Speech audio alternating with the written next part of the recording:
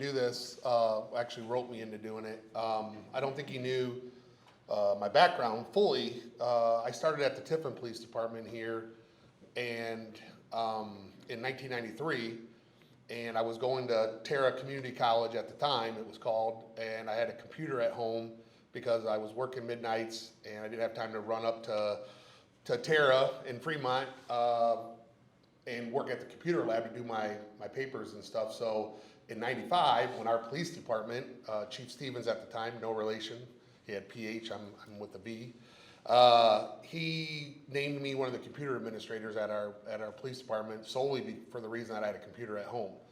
And so from that, I built my IT and technology self-professed experience.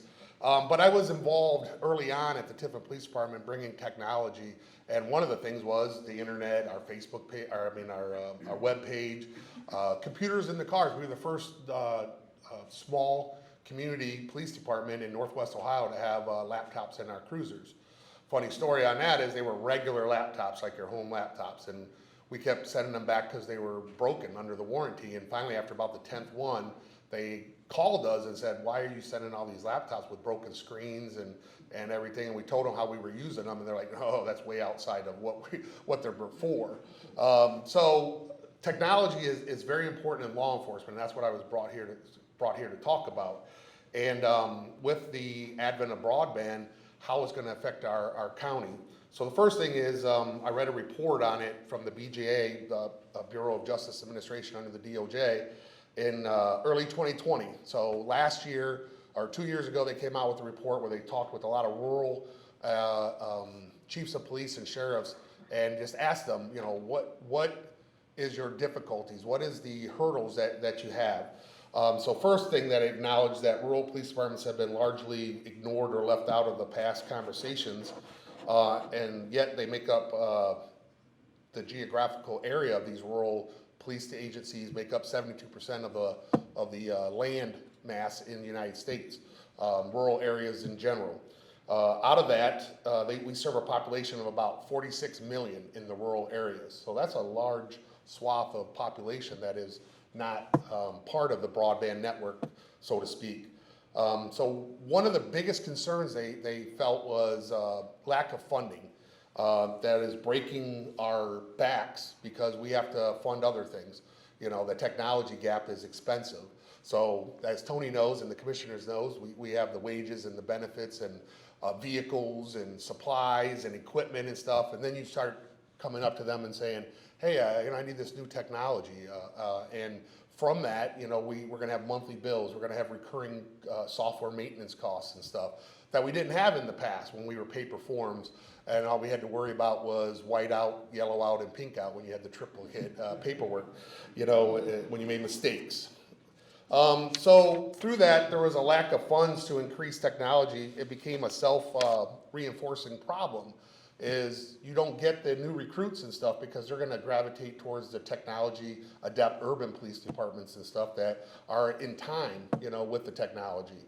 So one of the things that we've done here in Seneca County, he talked about 10 years ago, that IT grant in 2012 or 2011, right around that time, we were finally able to do some cooperation and collaboration with the Sheriff's Department came online with our current vendor that we had, so we're sharing our software program.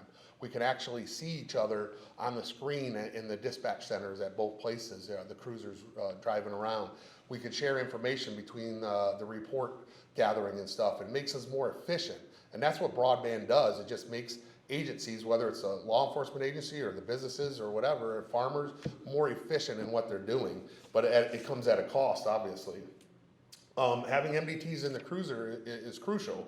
I gave you some statistics about the land mass, 72%. So hundreds and thousands of square miles are out there in these rural areas. Seneca County alone is 552 square miles. So we have dead spots out in our geographical location that our computers drop. If you have a scanner at home, you'll hear our deputies say probably once a shift or twice a shift, a deputy is calling in and saying, just let the dispatch know, don't dispatch me a call or anything because my computer's down and it's rebooting. You know, those are just geographical dead spots that through the current technology, we're having problems with. So hopefully broadband and going digital and some of the other things that we're going to be trying technology will help us in those rural areas of even Seneca County, outside of the city areas. So there's 12,326 local law enforcement agencies in the United States that have 50 or fewer sworn officers. That's 88.3% of all the police agencies in the United States.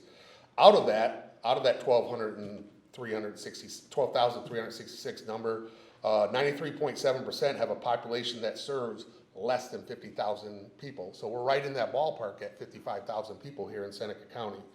So more efficiency as the technology is acquired is what we're looking for. We've shown a great need for it here in Seneca County, and throughout my whole 29 years of law enforcement since 1993, we've always used those technological leaps to be more efficient, whether it was at the police department or now here at the sheriff's agency.